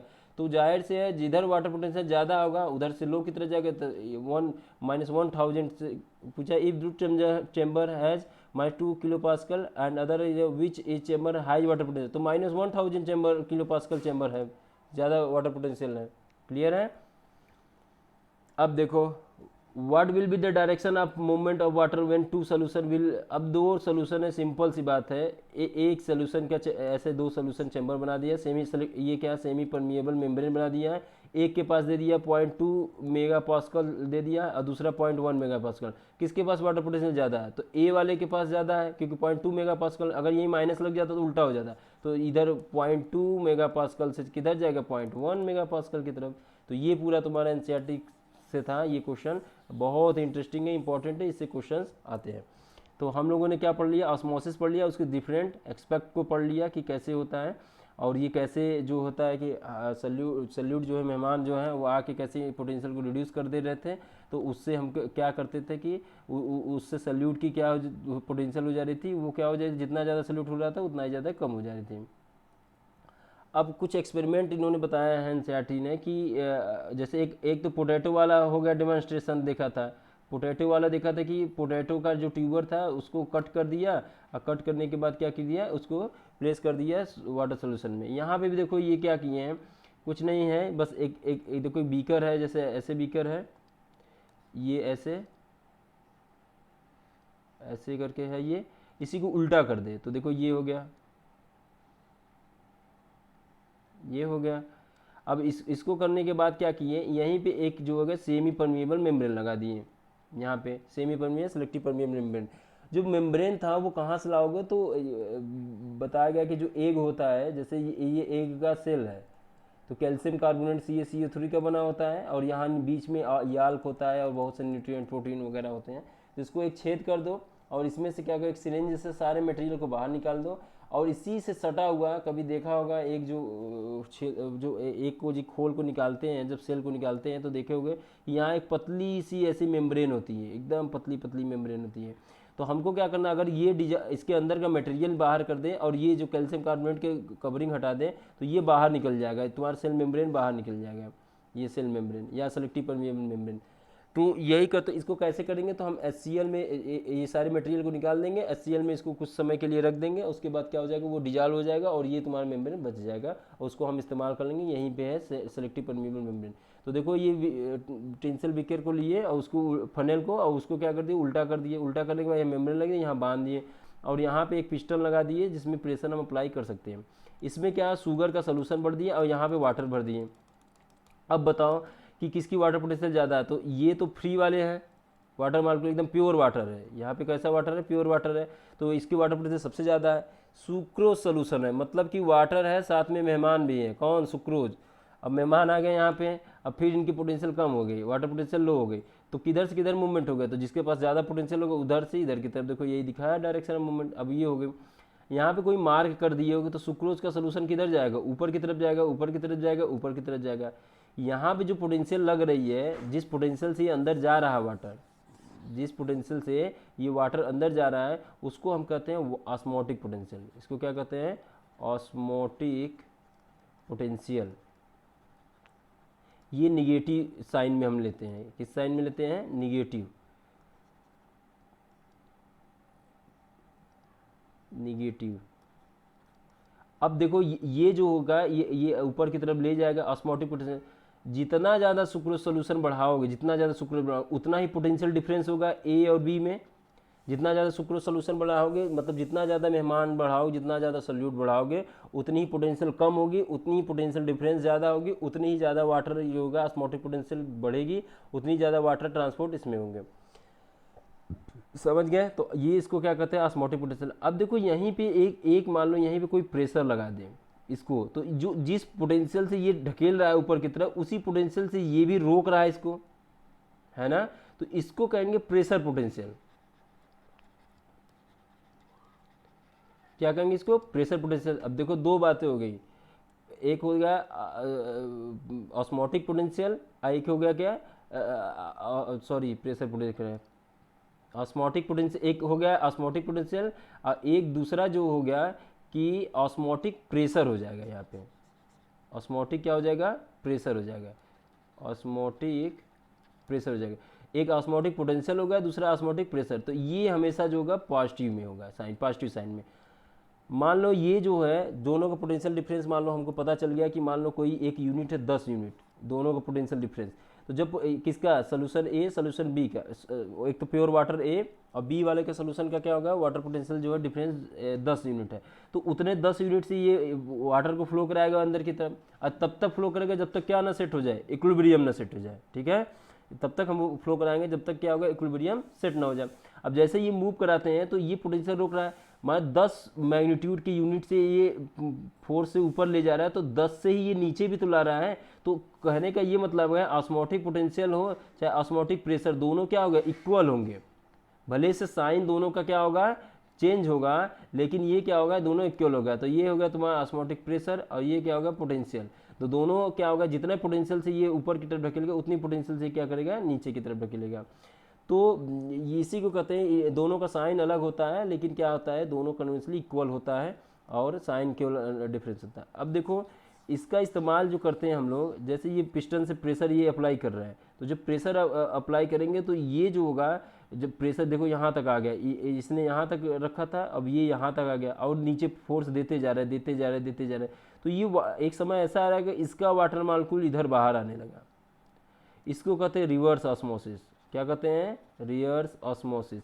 रिवर्स ऑस्मोसिस क्या होता है, जो सलाइन वाटर होते हैं, उस सलाइन वाटर जो होते हैं उससे हमको साल्ट निकालने में ये प्रोसेस मदद करती है। सलाइन वाटर से क्या निकालेंगे, साल्ट को निकालने में रिवर्स ऑस्मोसिस मदद करती है। क्लियर है, क्या क्या समझा कि जो दोनों को पोटेंशियल डिफरेंस है, सेंटिप मेम्ब्रेन था, सक्रोज सोल्यूशन था, इसका मतलब इसमें मेहमान है, इसमें फ्री वाटर मॉलिक्यूल कम है, इसका ये मतलब है कि इधर से इधर जाएगा, जब वाटर जाएगा ऊपर की तरह इस जिस पोटेंशियल से जाएगा उसको ऑस्मोटिक पोटेंशियल कहेंगे, जैसे ही ऊपर जाएगा वहाँ से एक प्रेशर अप्लाई होगा, उसको ऑस्मोटिक प्रेशर कहेंगे, वो नीचे की तरफ ढकेलेगा, जब नीचे की तरफ ढकेलेगा तो फिर क्या हो जाएगा, वो प्रेशर जो होगा वो पॉजिटिव होगा और इधर वाला को निगेटिव साइन में करेंगे, दोनों का इक्वल होगा। और जो प्रेशर अगर ज़्यादा करेंगे तो एक मूवमेंट अपोजिट डायरेक्शन में होगा, उसको कहेंगे रिवर्स ऑस्मोसिस। और यहाँ पे क्या हो रहा था, ऑस्मोसिस हो रहा था। तो ये रिवर्स ऑस्मोसिस की प्रोसेस याद रखना कि साल्ट बनाने के लिए हम लोग इस्तेमाल करते हैं रिवर्स ऑस्मोसिस। अब एनसीईआरटी देख लेते हैं क्या कह रहे हैं, वही सारी बातें हैं जैसे उसमें बताया। This will be equilibrium reach, तब तक ये मूव करेगा जब तक इक्विलिब्रियम रीच ना हो जाए। External pressure can be applied the upper part the funnel, no water diffuse into the funnel. पहले तो अप्लाई कर देंगे तो नीचे से ऊपर नहीं जाएगा, फिर उसके बाद उल्टा और ढकेलने लगे नीचे की तरफ पॉजिटिव, तो उसको this pressure required to prevent the water diffusion, osmotic pressure उसको कहेंगे। Is the function of solute concentration, जितना ज़्यादा सल्यूट होगा उतना प्रेशर डिफरेंस होगा, उतना ही ज़्यादा क्या होगा, वो पोटेंशियल इस पर लगेगा, प्रेशर उसको जनरेट करना होगा उसको रोकने के लिए। Solute concentration greater will be the greater pressure required to prevent water, वही जितना ज़्यादा सल्यूट होगा, जितना ज़्यादा मेहमान हो, उतना ज़्यादा रोकिंग पोटेंशियल, उतना ही ज़्यादा ये वाटर मॉलिक्यूल मूव करेगा, उतना ही ज़्यादा इसको प्रेशर लगाना पड़ेगा उसको रोकने के लिए, उसी को क्या कहेंगे, osmotic pressure. In numerical osmotic pressure equivalent to osmotic potential, numerically तो वही है, 10 मैग्नीट्यूड ये लगा रहा है तो 10 रोकने के लिए भी लगा रहा है, but sign is opposite, osmotic pressure positive और जबकि ऑस्मोटिक पोटेंशियल इज नेगेटिव। ठीक है, अब आते हैं हम लोग प्लाज्मोलिसिस क्या होता है। असल में जो प्लांट होता है उसमें एक टर्म आता है टोनिसिटी। टोनिसिटी में क्या होता है कि हाइपरटोनिक है, आइसोटोनिक है, हाइपरटोनिक जो होता है, इन सब सोल्यूशन में अगर सेल को हम रखते हैं तो फिर क्या होता है। तो सिंपल सी बात है, इसमें भी बहुत वो नहीं है। हम क्या काम करते हैं कि सिंपल ही है, एक कंटेनर लेते हैं जिसमें क्या है कि सेल को प्लेस करते हैं, सेल वाल प्लांट सेल को करते हैं प्लेस, तो ये इसका सेल मेम्ब्रेन हो गया और उसके चारों तरफ जो कवरिंग होगी वो क्या होगी, सेल वाल होगी। अच्छा देखो, ये अगर ये प्लांट सेल है और इसमें वैक्यूल है, अब ये वाटर मॉलिक्यूल है, तो जाहिर सी बात है अगर प्योर वाटर यहाँ अप्लाई करोगे, प्योर वाटर अप्लाई करो तो सेल के अंदर कहीं ना कहीं कोई ना कोई सल्यूट कोई ऐसा होगा जो प्योर वाटर में डिजॉल्व, प्योर वाटर तो इसमें मिलने से रहा, तो हमेशा क्या होगा, वाटर मूव करेगा अंदर की तरफ, तो ये जो होगा ये डाइल्यूट है, ये कंसनट्रेटेड है। तो ऐसे सोल्यूशन को, ये जो डाइल्यूट सोल्यूशन है, डाइल्यूट सोल्यूशन को अगर प्लांट सेल को डाइल्यूट सोल्यूशन में करेंगे तो वाटर जो हायर वाटर पोटेंशियल इधर हो जाएगा, लो इधर होगा, तो वाटर इधर ही की तरफ मूव करेंगे। तो ऐसे सोल्यूशन को जब कभी हम किसी सेल को किसी डाइल्यूटेड सोल्यूशन में डालें तो उस सोल्यूशन को कहते हैं हम हाइपोटोनिक। क्या कहते हैं, हाइपोटोनिक। अगर यही है, अब हम तो ये जानते ही हैं कि ये जो सोल्यूशन होगा हाइपोटोनिक है। अगर ये ऐसे तो होना बहुत मुश्किल है, अगर हम ये कहें कि एक प्लांट सेल है, मान लो ये प्लांट सेल है, इसको किसी ऐसे सोल्यूशन में डाल दें जिसमें बाहर का जो वाटर पोटेंशियल है, वाटर पोटेंशियल, अंदर का वाटर पोटेंशियल दोनों सेम हो, तो ऐसा तो बहुत मुश्किल होगा, लेकिन कई कई बार मान लो अगर एग्जिस्ट भी करता है तो ना तो वाटर इधर मूव करेगा ना तो इधर मूव करेगा, तो ऐसे सोल्यूशन को कहते हैं आइसोटोनिक। क्या कहते हैं? आइसोटोनिक। तो एक होगा हाइपोटोनिक, दूसरा हो गया आइसोटोनिक। तीसरा कंडीशन ये है सेल वाल है और ये क्या है? सेल मेम्ब्रेन है और इसको वाटर रख दिया। यहाँ पे हाई कंसंट्रेशन सेल को रखे, जैसे नमक खूब ज़्यादा घोल दिए, वाटर में क्या है? हाई कंसनट्रेटेड हो गया। तो साल्ट का कंसंट्रेशन या किसी सुक्रोज का किसी कंसंट्रेशन है तो वाटर क्या होगा? यहाँ पे वाटर फ्री मालिक्यूल की संख्या थोड़ा ज़्यादा हो जाएगी एज कम्पेयर टू यहाँ, तो वाटर अंदर से बाहर की तरफ आएगा। जब बाहर की तरफ आएगा तो ये क्या हो जाएगा? ये इस सोल्यूशन को कहेंगे हम लोग हाइपरटोनिक। क्या कहेंगे? हाइपरटोनिक। पहले वाले केस में क्या होगा? पहले वाले केस में क्या होगा? वाटर जो होगा उसमें जो प्योर वाटर होगा वो अंदर जाएगा, तो इससे क्या होगा कि ये जो प्रेशर होगा सेल मेम्ब्रेन पे, सेल मेम्ब्रेन बाहर की तरफ प्रेशर बढ़ाएगा और उसके अपोजिट में सेल वाल उसको बढ़ाएगा कि हाँ रोकेगा, ताकि ये बर्स्ट ना करने पाए, फटने ना पाए। यहाँ वाले केस में कुछ नहीं चेंज होगा, ना तो बाहर ना तो अंदर। ऐसे सेल को हम लोग कहते हैं फ्लैसिड सेल। क्या कहते हैं? Flaccid cell. और इसमें जो जब अंदर जाता है, जब इस तरह का, इसको हम ऐसे कहते हैं, इसको टर्जिड सेल। क्या कहते हैं? Turgid cell. कब? जब हाइपोटोनिक में रखेंगे तो वाटर अंदर जाएगा, फूलेगा तो फिर उसको क्या होगा? टर्जिड हो जाएगा, मोटा हो जाएगा, तो उसको क्या कहेंगे? टर्जिड हो गया। और टर्गर प्रेशर अप्लाई कर रहा है एक तरह का। जैसे हाइपरटोनिक में क्या होगा? जब बाहर से आ जाएगा तो इसको कहेंगे प्लाज्मोलिसिस। इसको क्या कहेंगे? प्लाज्मोलिसिस हो गया। मतलब एग्जास्मोसिस एक तरह का हो गया, उसमें क्या हो जाएगा? बाहर की तरफ वाटर सॉल्यूट चला गया, उसमें उसको कहेंगे प्लाज्मोलिसिस कहेंगे। प्लाज्मोलिसिस जब होता है तो ये याद रखने वाली बात है, हमने बताया था कि देखो एक सेल वाल हो गया, ये दूसरा सेल मेम्ब्रेन हो गया। सेल वाल हो गया और दूसरा क्या हो गया? Cell membrane. इसके अलावा एक और मेम्ब्रेन बताए थे जिसको क्या है? वैक्यूल का मेम्ब्रेन था, वो टोनोप्लास्ट। तो सबसे पहले जब वाटर जैसे किसी हाइपरटोनिक सोल्यूशन में रख दिए बहुत देर, तो वाटर मूव करेगा तो सबसे पहले साइटोप्लाज्म से मूव करेगा, फिर उसके बाद किससे करेगा? वैक्यूल से मूव करेगा। ये बात बहुत इंटरेस्टिंग है, या याद रखने वाली है कि ये सबसे पहले किससे मूव करेगा? दोनों तो डिटरमाइन करते हैं पोटेंशियल को। तो पहला तो हो गया वाटर को जो होगा साइटोप्लाज्म से मूव कराएगा, दूसरा फिर क्या करेगा? वैक्यूल से मूव कराएगा। तो ये क्लियर हो गया यहाँ पे। तो अब देख लेते हैं वही सारी बातें हैं। Plasma occur when the water move from the cell membrane of plant shrink away from the cell wall। अब ये जब ये कह रहे हैं कि जब प्लाज्मोलिसिस होता है, देखो ये फिगर बनाया हुआ है, देखो ये तुम्हारा था, ये वाला था, ये है तुम्हारा सेल मेम्ब्रेन। इसमें क्या तुम देख रहे हो? सेल का जो ये था तुम्हारा सेल वाल। सेल वाल जैसा था पहले वैसे भी था, चाहे ये बन जाए, चाहे ये बन जाए, चाहे फ्लैसिड हो जाए, चाहे टर्जिड हो जाए, चाहे प्लाज्मोलाइट हो जाए, तीनों कंडीशन में जो था सेल तुम्हारा as such cell wall intact है। तो पूछा जाए कि जब एग्जास्मोसिस हो रहा है तो वाटर बाहर निकल रहा है, क्यों? क्योंकि किसको इसमें रखे हैं? हाइपरटोनिक में रखे हैं। किस सोल्यूशन में रखे हैं? हाइपरटोनिक में। तो बाहर वाटर चला जाए। अब ये पूछा जाए कि ये बताइए जो वाटर बाहर जा रहा है तो फिर क्या होता है? तो कहोगे कि ये जो सेल का मेम्ब्रेन है, यहाँ पे देखो ये सेल मेम्ब्रेन, ये क्या होता जा रहा है? ये सेल मेम्ब्रेन सिकुड़ता जा रहा है, श्रिंक हो जाता है। अब ऐसा नहीं कि सेल वाल भी मुड़ जाएगा, सेल वाल जैसा था वैसा। अब यहाँ पे क्या क्रिएट हो गया? स्पेस। ये स्पेस जो होगा जिस हाइपरटोनिक सोल्यूशन में रखे होंगे वो जाके यहाँ पे ऑक्यूपाई कर लेगा। यहाँ पे ऐसे जो स्पेस होगा, अब सेल वाल ऐसा सच है, जैसे कि ये देखो ये सेल वाल था और यहाँ पे सेल मेम्ब्रेन था, अब यही सिकुड़ जाएगा एकदम और यहाँ पे जगह खाली हो जाएगा और जिस हाइपोटोनिक सोल्यूशन जाएगा वो ऑक्यूपाई कर लेगा उसको। तो स्पेस जो क्रिएट होगा वो जो जिस सोल्यूशन में रखोगे वो ऑक्यूपाई कर लेगा और ये श्रिंक कर जाएगा। फ्लैसिड में नो मूवमेंट, क्योंकि ये किसमें? आइसोटोनिक सोल्यूशन में रखे हैं तो एकदम मूवमेंट नहीं है। टर्जिड वाले में क्या कर रहा है कि बाहर से वाटर अंदर की तरफ है, क्योंकि क्या है? हाइपोटोनिक सोल्यूशन रखे हैं तो ये क्या होगा? टर्गर प्रेशर मेंटेन हो रहा है, टर्जिडिटी बढ़ रही है। ठीक है, तो इसी को यहाँ डिस्क्राइब किया गया है कि जब भी सबसे पहले जब मूवमेंट होगी तो किसमें से किसमें होगी? प्लाज्मलाइज हो रहा है तो सबसे पहले प्लांट के साइटोप्लाज्म से होगी, फिर उसके बाद वैक्यूल्स होगी। तो वही है, यहाँ पे क्वेश्चन देखो लिखा, what occupy the space between the cell wall and shrunken protoplast and plasmolyse cell. तो क्या होगा? वो जो जिस सोल्यूशन में उसको हाइपोटोनिक सोल्यूशन में रखेंगे वही, यही हाइपोटोनिक ये है टर्गर प्रेशर जो टर्जिडिटी मेंटेन करता है।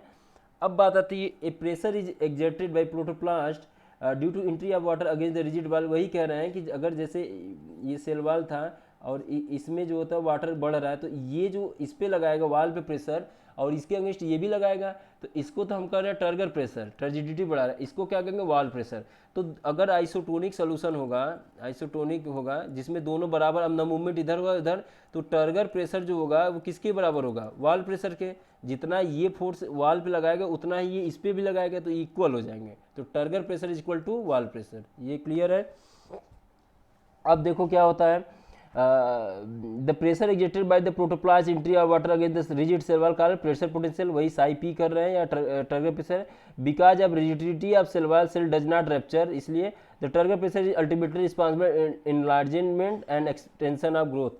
बहुत इंपॉर्टेंट बात है, अगर सेल मेम्ब्रेन सेल डिवीजन करना है तो सेल के एक्सटेंशन करना पड़ेगा। इसके लिए ऑक्सीजन भी बहुत, ऑक्सीजन एक प्लांट ग्रोथ रेगुलेटर होता है, वो भी बहुत रोल प्ले करता है। तो उसमें क्या करता है कि जब भी कभी ऐसा होगा तो एक्सटेंशन, ग्रोथ के लिए एक्सटेंशन और उसका एनलार्जमेंट होना जरूरी है सेल की, तो ये मदद करता है। टर्जिडिटी अगर नहीं होगा, अगर वाटर ठीक से नहीं होगा, टर्जिडिटी नहीं होगा, तो ये बहुत पॉसिबल नहीं है। अब एक क्वेश्चन है, what would be the water potential of flaccid cell the organism more than organism other than plant cell process. तो कौन प्लांट के अलावा कौन कौन सा ऑर्गेनिज्म, जैसे बैक्टीरिया है वो भी तो सेल वॉल उसमें भी पाया जाता है। उसमें क्या होता है, पेप्टाइडोग्लाइकान का बना होता है सेल वॉल बैक्टीरिया में। फंगस में काइटिन का बना होता है। तो ये सब कुछ ऑर्गेनिज्म है जिनमें क्या होता है, सेल वॉल पाए जाते हैं।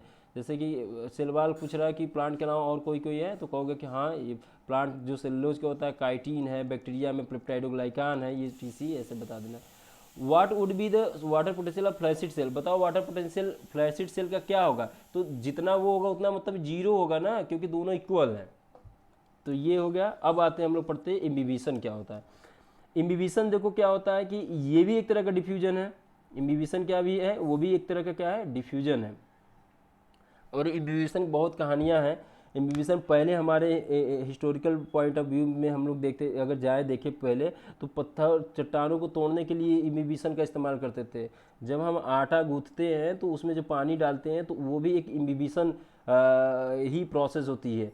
जैसे जब इम्बिबिशन जब करते थे, बहुत से प्रोसेस में हीट जनरेट करता है। जब आटा गूंथते हो तो उस समय क्या हीट जनरेट होती है, ये भी एक तरह का क्या है, वो भी एक प्रोसेस क्या है, इम्बिबिशन है। और उसमें क्या होता है, हीट भी जनरेट होते हैं। और इसके बाद अलावा क्या है, तो सिंपल से इम्बिबिशन भी एक तरह का क्या है, डिफ्यूजन ही है। तो डिफ्यूजन, तो बताओ ये एक्टिव होगा पैसिव, तो डिफ्यूजन है तो हायर से लो कंसंट्रेशन की तरफ, तो इसका मतलब ग्रेडियंट बनना जरूरी है, मतलब हायर मालिक्यूल से लो मालिक्यूल की तरफ से है मूवमेंट होगा, हायर मालिक्यूल से लो की तरफ, तो इसका मतलब ये भी डाउन हिल होगा।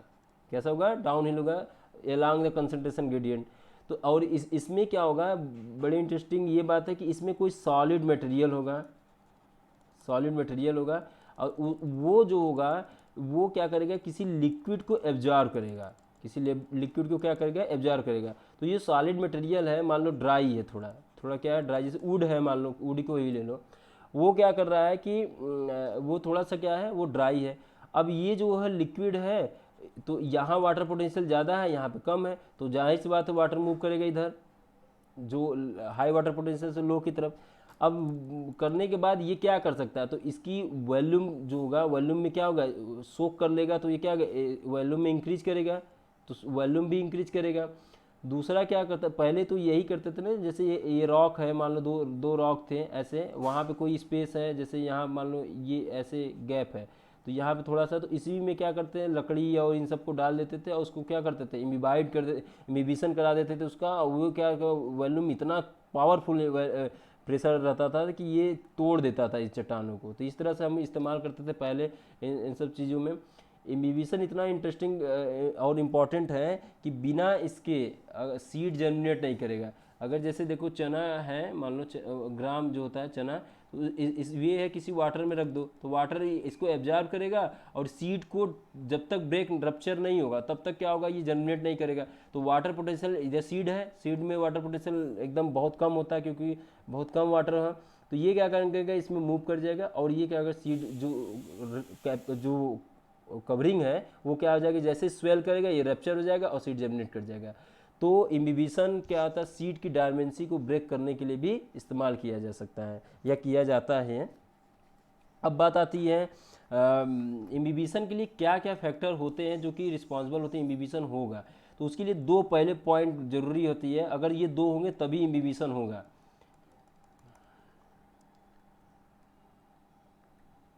पहला पहला जो होगा, इसके लिए दो जरूरी बातें हैं। एक सेकेंड।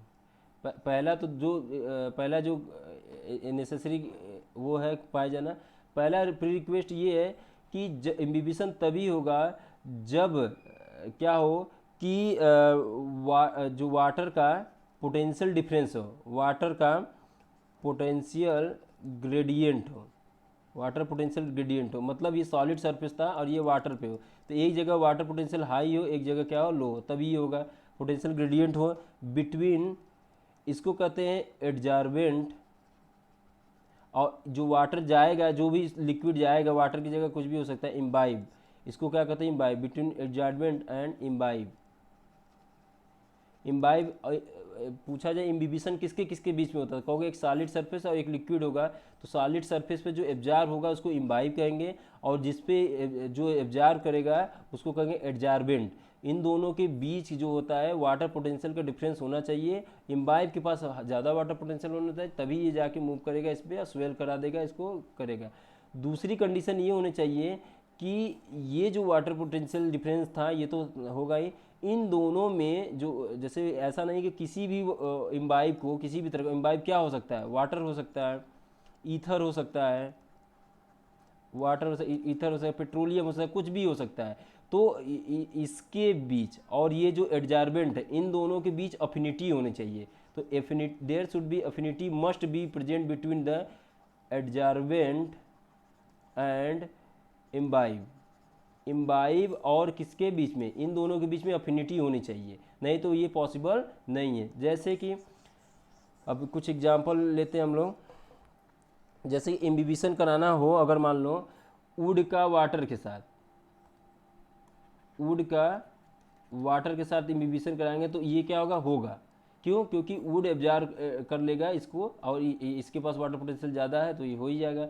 दूसरा है रबर का वाटर के साथ अगर हम इम्बिबिशन कराएं तो ये क्या होगा, रबर जो है नहीं एब्जॉर्ब करेगा इसको, और यहाँ इम्बिबिशन नहीं होगा, क्यों, पहली तो बात पोटेंशियल डिफरेंस तो है ही है दोनों में, पोटेंशियल पहली बात तो फॉलो कर रहा है, पोटेंशियल डिफरेंस है, लेकिन इसमें एक प्रॉब्लम ये है कि ये इन दोनों के बीच में अफिनिटी नहीं है, अफिनिटी नहीं है तो दूसरा रूल नहीं फॉलो हो रहा है, तो एब्जॉर्प्शन नहीं होगा।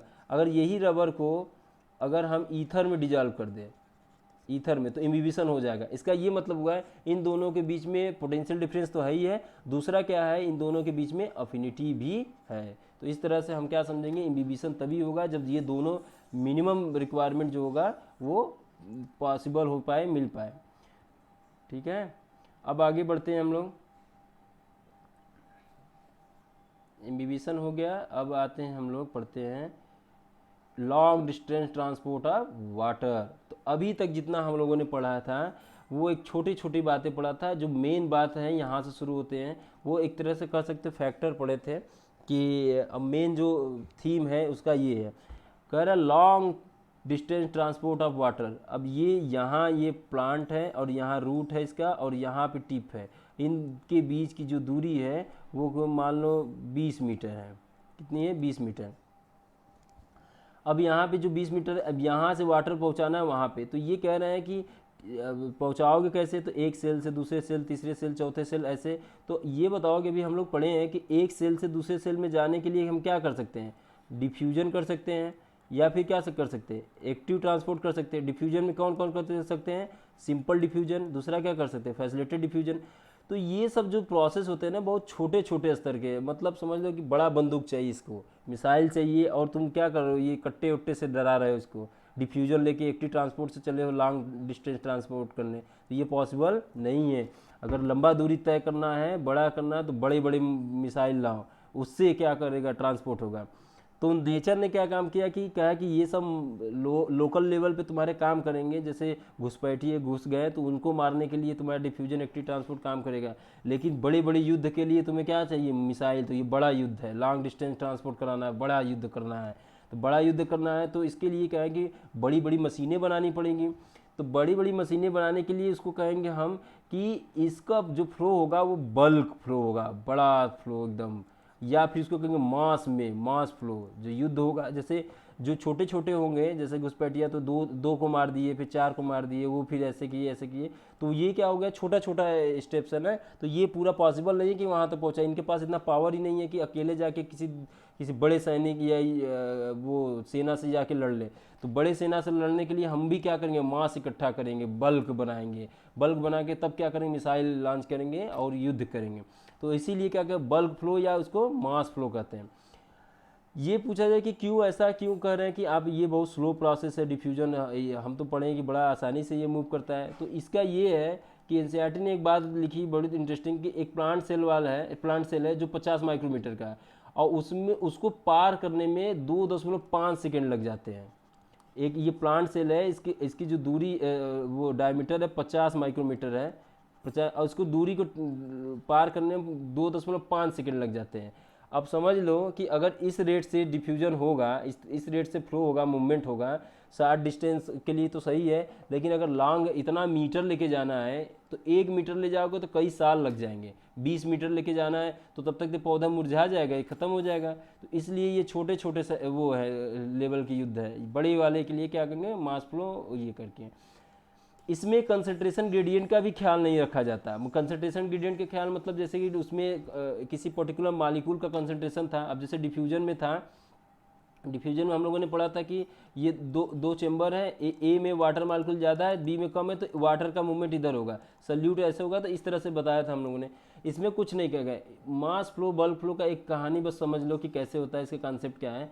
मास फ्लो बल्क फ्लो का ये मतलब कह रहे हैं कि मूवमेंट कराइए, और जैसे कि तुम्हें मैं एक एग्जांपल दूँ, कभी कैनाल सिस्टम देखा है, नहर नहर जो गांव में देखा होगा कभी नहर, तो उसमें जब कभी पानी आती है, जब कैनाल सिस्टम देखे होगे कहीं, जैसे कि दिखा रहे हैं तुम्हें, जैसे ये देखो, ये है तुम्हारा, ये जो है नहर है। अब ये जो है यहाँ पे डैम बहुत से बने हुए हैं, अब यहाँ से यहाँ बहुत पानी है, इस डैम को खोल दिया गया तो पानी आने लगा। अब ये तुम्हारा नहर है, इसमें क्या क्या है, तो इसमें क्या क्या है, तुम्हारा पत्तियाँ गिरी हुई हैं, कोई मान लो डेड डिके कोई गिरा हुआ है, कपड़े गिरे हैं, जूता है, ये सब बहुत से डिफरेंट टाइप की वो क्या है, चीज़ें इसमें गिरी हुई है। तो इसमें ये कह रहा है कि अब इन सब को बहा के लेके जाना है, ए पॉइंट से जहाँ से खुला है और बी पॉइंट तक लेके जाना है। तो बस ये समझ जाओ, ए से बी क्या है, तुम्हारा ये जो प्लांट की हाइट है ये है, और बी तक लेके जाना है। रूट ये है, रूट पे ज़्यादा होगा, और ये क्या होगा, बी तक जाना है। तो ये कह रहा है कि मास फ्लो में जाएगा, मतलब पानी जब बहेगा तो ये कहेगा कि जो भी इस रास्ते में आएगा सबको हमको लेके चलना है, चाहे उसका कंसंट्रेशन कम हो और चाहे उसका कंसंट्रेशन ज़्यादा हो, उससे कोई मतलब नहीं है। एक तूफान की तरह, एक आंधी की तरह ये आएगा, जैसे पूरा पानी और सबको बहा ले जाएगा। अब जैसे अगर हम लोग डिफ्यूजन की बात करते हैं तो हम कहते हैं कि भाई ये जो कपड़ा है, क्लॉथ है, इसकी तो कंसंट्रेशन कम है तो इसको मत मूव कराओ, कहेंगे नहीं सबको मूव करना है। ये क्यों, क्योंकि बल्क फ्लो मतलब एक पानी बहेगा उसके साथ सब बह जाएंगे, इसी को क्या कहते हैं, मास फ्लो या बल्क फ्लो हाइपोथेसिस। पूछा जाए कि ये केवल वाटर के लिए है कि सबके लिए, तो कहोगे कि ये सभी ट्रांसपोर्ट, जितनी भी लॉन्ग डिस्टेंस के ट्रांसपोर्ट होते हैं उन सब के लिए ये क्या है, ये हाइपोथेसिस फॉलो होती है, उसी को मास फ्लो या क्या बल्क फ्लो हाइपोथेसिस कहते हैं। अब ये बात यहाँ तो ये कॉन्सेप्ट समझ में जब आ गया होगा, तो अब दूसरा एक कॉन्सेप्ट ये है कि ये बताइए कि ये जो मूव कर रहा है इधर से इधर, तो कोई ना कोई तो प्रेशर तो लग ही रहा होगा। तो इस वाले में प्रेशर कहाँ लगता था, जो कैनाल बता रहे हैं, तो जहाँ डैम जो खुला हुआ था उससे ना प्रेशर आ रहा है, ढकेल रहा है इसको। तो ये एक तरह का क्या क्या पुश फोर्स लगा रहा है। कैसा फोर्स लगा रहा है, पुश फोर्स, ढकेल रहा है वहाँ से। और ये वाला जो है, अगर मान लो हम कहें कि चलो ये पुश फोर्स नहीं लगाएं, तो इधर से अगर फोर्स लगाना हो, खींचने वाला कोई हो, जैसे सक करने वाला हो, जैसे हम स्ट्रॉ नहीं सक करते हैं ऐसे किसी जूस में ऐसे डाल के, स्ट्रॉ को ऐसे डाल के सक करते हैं, तो उसको सक्शन प्रेशर या खींचने वाला जो प्रेशर होता है वो करेंगे। तो ये वाला जो होगा वो तुम्हारा कौन सा फोर्स होगा, पुल force.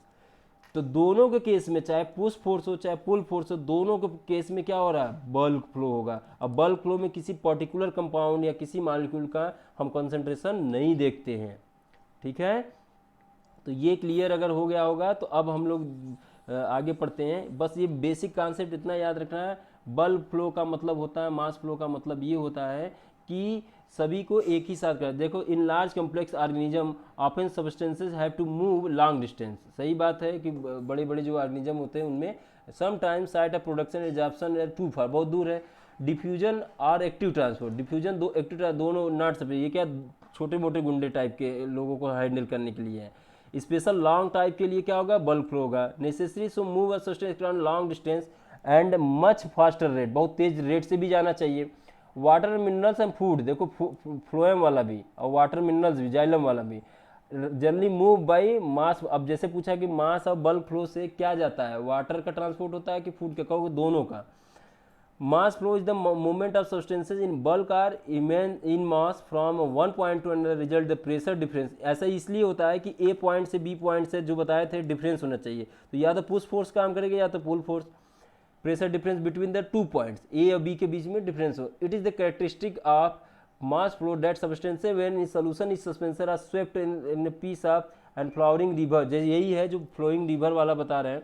The unlike diffusion where different substances move independently, जैसे कि डिफ्यूजन में जैसा जिसका ज़्यादा कंसंट्रेशन है वो ज़्यादा जल्दी मूव करेगा, इसमें ऐसा नहीं होता, सबको मूव करना एक ही साथ।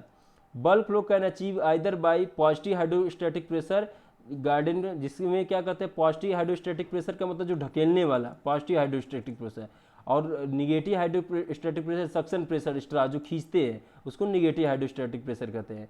तो अगर इतना अगर समझ गए होगे तो मोस्ट ऑफ द चीज़ें अब आगे समझने में आपको आसानी होगी कि कैसे जो है वो फ्लो होता है।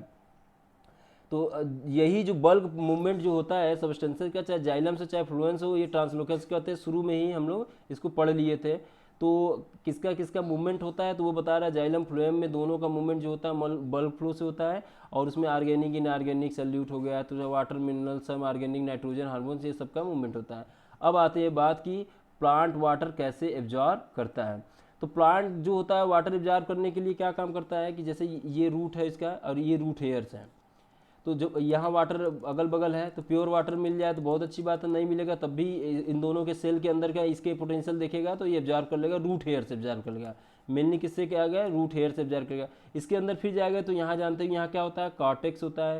पहले एपिडर्मिस आएगा, फिर कॉर्टेक्स होगा, फिर क्या होगा एंडोडर्मिस होगा, फिर पेरीसाइकिल होगा, फिर जाइलम फ्लोएम आएगा, वस्कुलर बंडल, फिर ऊपर चला जाएगा। इसी को देखते हैं कि कैसे ये करता है। तो दो तरह के मूवमेंट होते हैं, एक होता है एपोप्लास्टिक मूवमेंट, एक होता है सिम्प्लास्टिक मूवमेंट। तो एपोप्लास्टिक मूवमेंट सिम्प्लास्टिक मूवमेंट में अंतर क्या है, देखो क्या होता है। जैसे ये दो सेल है, ये एक सेल है और ये दूसरा सेल है, तो इन दोनों सेल प्लांट के केस में इन दोनों सेल के बीच में एक कनेक्शन होता है जिसको हम क्या कहते हैं, प्लाज्मा डिस्माटा। इन दोनों के बीच में साइटोप्लाज्मिक कनेक्शन होता है, इसको हम कहते हैं साइटोप्लाज्मिक कनेक्शन। क्या कहते हैं, साइटोप्लाज्मिक कनेक्शन। तो इस वाले में ये जो जगह है इन दो, इससे ये न्यूट्रिएंट सप्लाई कर सकता है इनको, मतलब आपस में क्या है, पड़ोसी है ना, तो पड़ोसी में डिस्ट्रीब्यूट करने के लिए घर बनाए रहते हैं, दरवाजा, जिससे आपस में आ जा सकते हैं। इसको कहते हैं प्लाज्मा डिस्माटा। क्या कहते हैं, प्लाज्मा डिस्माटा। अब इनको जो जरूरत पड़ेगी तो ये इनको दे देंगे, जो इनके पास ज़्यादा होगा वो इनको दे देंगे, इस तरह से क्या करेंगे, डिस्ट्रीब्यूशन करेंगे। तो अब देखो जब सेल के अंदर से मूवमेंट करा रहा है, फिर तीसरा पड़ोसी है, इसको भी ऐसे दिया फिर ऐसे दिया, जब मूवमेंट सेल के अंदर से करा रहे हैं तो फिर क्या ये दिख रहा है कि ये जो है घर में से इसमें से जाना होगा, इसमें जाना, एक तरह का साइक्लोसिस टाइप का हो रहा है ना, कि इसमें जाएगा फिर इसमें जाएगा फिर इसमें। तो ये जो मूवमेंट होगा ये क्या कहेंगे हम लोग कि ऐसे मूवमेंट जो सेल के साइटोप्लाज्म के कनेक्शन के द्वारा होता है उसको कहते हैं हम सिम्प्लास्ट। क्या कहते हैं, सिम्प्लास्टिक मूवमेंट। तो ये मूवमेंट थोड़ा स्लो होगा क्योंकि साइटोप्लाज्म में सेल के अंदर बहुत से मॉलिक्यूल्स होते हैं ना, टकराएंगे ऐसे आएगा, तो ये स्लो मूवमेंट होता है। दूसरा क्या होता है, एपोप्लास्ट कहते हैं। एपोप्लास्ट में क्या होता है, सेल ये है सेल ये है, अब ये है ये है ये, तो ये जो इंटरकनेक्टेड जो इंटरसेलुलर स्पेस होता है उसमें से जाए या सेल वॉल के जरिए जाए, तो इसको क्या कहते हैं, एपोप्लास्ट। ये बहुत ही फास्ट होता है। एपोप्लास्ट मूवमेंट क्या होता है, फास्ट मूवमेंट होता है, जबकि सिम्प्लास्ट क्या होता है, स्लो होता है, और ये साइटोप्लाज्मिक कनेक्शन होता है। एपोप्लास्ट के ही कंड्यूट्स जो होते हैं, जाइलम वेसल्स वगैरह जो होते हैं वो एपोप्लास्ट के ही कंस्टिट्यूएंट होते हैं। अब देखो इसमें क्या दिखाया गया है कि कैसे एब्जॉर्ब करता है प्लांट। देखो सबसे पहले क्या होगा कि सेल के पास यहाँ पे क्या होगा, इसके पास यहाँ पे ये क्या होगा, रूट हेयर होगा। रूट हेयर से एब्जॉर्ब किया, सब फिर आया किसमें, एपिडर्मिस में। तो दो तरह से हो सकता है। तो पहले तो साइटोप्लाज्मिक कनेक्शन से आया जिसको प्लाज्मा डिस्माटा, इसको क्या कहेंगे, सिम्प्लास्ट कहेंगे। दूसरा क्या, फिर कार्टेक्स में गया, एपिडर्मिस से किसमें, कार्टेक्स। कार्टेक्स बहुत ही लूजली अरेंज होता है सेल, कार्टेक्स फिर इंडोडर्मिस गया। अब यहाँ देखो एक बहुत इंटरेस्टिंग बात है कि कार्टेक्स में एक ये पट्टी पाया जा रहा है जिसको कहते हैं कास्पेरियन स्ट्रिप्ट। ये सुबेरीन एक कंपाउंड होता है फैटी एसिड, कौन सा कंपाउंड है, फैटी एसिड का होता है, पूछा जाता है इसके केमिकल नेचर का, फैटी एसिड होता है, ये इसी पे पाया जाता है। तो जब सेल वाल पे सुबेरीन का डिपोजिशन होगा, और ये जब, ये तो सिम्प्लास्ट वाला हो गया, अब ये देखो एक जा रहा है ऐसे, फिर ये सेल वाल के जरिए, तो इसको हम क्या कहते हैं, एपोप्लास्ट कहते हैं, एपोप्लास्ट। यहाँ बस एक बात याद रखने वाली बात है, कार्टेक्स हो चाहे एपिडर्मिस में, दोनों में सिम्प्लास्ट एपोप्लास्ट सब चलेगा। जैसे ही इंडोडर्मिस में पहुंचेगा एपोप्लास्ट मूवमेंट नहीं होगा, उसको अल्टीमेटली सिम्प्लास्ट होना पड़ेगा। ऐसा इसलिए होता है क्योंकि यहाँ पे पट्टी होती है, इंडोडर्मिस में कैस्पेरियन स्ट्रिप्ट होता है, इसको बायोलॉजिकल चेक पॉइंट कहते हैं। क्या कहते हैं, बायोलॉजिकल चेक पॉइंट। तो बायोलॉजिकल चेक पॉइंट क्या, इसको रोक देता है। इसके बाद जैसे इसमें आ जाता है फिर पेरिसाइकिल में जाता है। तो इंडोडर्मिस में जो होता है, अगर पूछा जाए कि सबसे मेन कंड्यूट्स कौन होता है, एपोप्लास्ट के सिम्प्लास्ट, तो कहोगे सबसे मेन जो होता है वाटर का ट्रांसपोर्ट करने वाला होता है एपोप्लास्ट, और सिम्प्लास्ट कम होता है। लेकिन इंडोडर्मिस में अल्टीमेटली सिम्प्लास्ट ही मूवमेंट होता है, एपोप्लास्ट वहाँ नहीं हो पाता है। तो सिम्प्लास्ट कहाँ जीत जाता है, सिम्प्लास्ट कहाँ जीत जाता है, इंडोडर्मिस में। ऐसा क्यों हो जाता है, क्योंकि वहाँ पे जो सेल वाल होता है उस पर सिवरीन का डिपोजिशन हो जाता है, जिसकी वजह से वो इंटरसेलुलर स्पेस या सेल वाल के जरिए नहीं जा पाता, उसको अल्टीमेटली सिम्प्लास्ट में आना था, फिर सिम्प्लास्ट से आगे जाने के बाद फिर जाइलम में चला जाएगा। तो यही है कि इसमें ये बताया गया है कि कैसे एपोप्लास्टिक और सिम्प्लास्टिक मूवमेंट होता है। Apoplast symplast adjacent cell wall continuous through the plant except the Casparian strip, यही बता रहा है एपोप्लास्ट जो कैस्पेरियन स्ट्रिप्ट पे नहीं होता है इंडोडर्मिस के। The apoplastic movement water through the intercellular space, या तो इंटरसेलुलर स्पेस से जाए या तो क्या सेल वाल से, इंटरसेलुलर स्पेस से जाए या सेल वाल से जाए। Movement through the apoplast does not involve crossing of cell, जब कोई सेल मेम्ब्रेन या सेल वाल को कुछ क्रॉस ही नहीं करना है उसको, तो वो क्या करेगा, वो तेजी से होगा। Membrane this movement depend on the gradient, ये ग्रेडियंट पे डिपेंड करता है। Apoplast does not provide any barrier movement of water, इसलिए फास्ट मूवमेंट होता है। एपोप्लास्ट की मूवमेंट कोई बैरियर नहीं है। सिम्प्लास्ट में क्या है, देखना जाएगा सेल, एक सेल से दूसरे सेल के अंदर जाएगा। एज वाटर यूपरेट इन द इंटरसेलुलर स्पार्ट में टेंशन कंटिन्यूअस, ये एपोप्लास्ट ये आगे पढ़ेंगे हम लोग ट्रांसपोर्टिंग प्लांट में। सिम्प्लास्टिक सिस्टम में सिस्टम इंटरकनेक्टेड प्रोटोप्लास्ट होता है, प्लाज्मा डिस्माटा से कनेक्ट होते हैं। During symplastic movement water travel through the cell, their cytoplasm interconnect movement plasma water enter in the cell through the cell membrane, hence movement relatively slower, क्योंकि cell membrane को पार करना है। Movement again down a potential gradient, मतलब फिर से potential gradient. Symplastic पूछा जाए, सिम्प्लास्टिक मूवमेंट जो होता है साइटोप्लाज्मिक स्ट्रीमिंग द्वारा मदद किया जाता है। तो बोलोगे हाँ, इसका कहीं गूगल पे देख लेना, साइटोप्लाज्मिक स्ट्रीमिंग का हाइड्रीला अगर डालोगे, हाइड्रीला का साइटोप्लाज्मिक स्ट्रीमिंग, तो जो इसका वो होता है क्लोरोप्लास्ट ऐसे ऐसे मूव करते रहते हैं, उसको साइटोप्लाज्मिक स्ट्रीमिंग कहते हैं। फिर ये है बायोलॉजिकल चेक, यही देखो इसका दिखाया है। सबसे पहले क्या है, रूट हेयर था यहाँ पे, सिम्प्लास्टिक पाथवे देखो ये गया। अब देखो सिम्प्लास्ट है ना, तो ये इंटर सेल वाल के जो इंटर सेल के अंदर से जा रहा है और प्लाज्मा डिस्माटा के थ्रू ऐसे जा रहा है, ऐसे ऐसे ही यहाँ तक पहुँच गया। एपोप्लास्टिक वाला देखो इंटरकनेक्टेड सेल वाल से या सेल वाल से या इंटरसेलुलर स्पेस से जा रहा है, देखो यहाँ जा रहा है, यहाँ फंस गया ये बेचारा, क्योंकि यहाँ पे कैस्पेरियन स्ट्रिप्ट था किसमें, इंडोडर्मिस में। बायोलॉजिकल चेक पॉइंट सुबेरिन का डिपोजिशन। अब यहाँ पे इसको फिर से अल्टीमेटली किस में जाना पड़ेगा, फिर से जाना पड़ेगा सिम्प्लास्ट में, तो अल्टीमेटली सिम्प्लास्ट होगा, फिर जाइलम जाए, जाइलम ऊपर लेके चला जाएगा।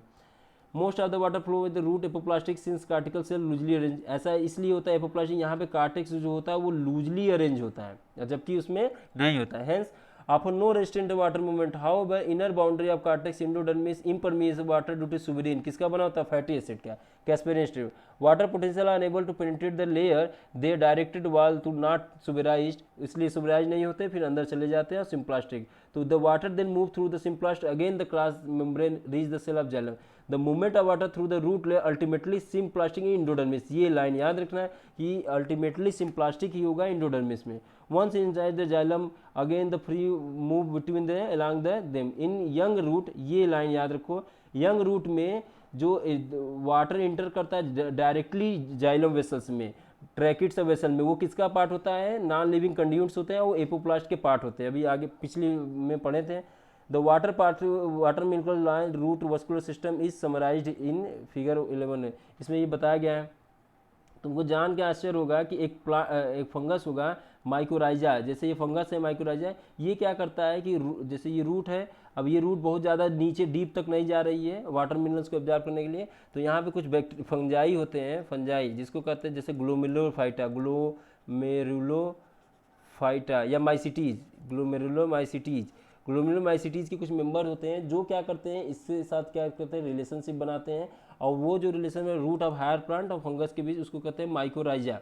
तो ये जब रिलेशन बनाते हैं तो ये जैसे ही यहाँ आता है तो प्लांट क्या करता है, इसको मिनरल वो फूड देता है, और जबकि ये अपना क्या करता है, फंगस की हाइपी बहुत लंबी लंबी होती है, खूब दूर दूर तक हाइपी कर देता है और दूर दूर से वाटर मिनरल्स को एब्जॉर्ब करता है और प्लांट को सप्लाई करता है। तो इस तरह से इन दोनों में सिम्बियोटिक रिलेशनशिप हो गया। तो माइकोराइजल एसोसिएशन किस लिए होता है, तो कहोगे कि प्लांट और रूट ऑफ हायर प्लांट और माइकोराइजा फंगस जो होता है ग्लोमेरुलोफाइटा माइसिटीज उससे होता है, और वो क्या करता है, न्यूट्रिएंट को जो सप्लाई होता है वाटर और मिनरल्स को उसको बढ़ा देता है फंगस, और जबकि उसमें शुगर और क्या नाइट्रोजन कंटेनिंग कंपाउंड देता है कौन, प्लांट देता है। इस तरह से इन दोनों का चलता है।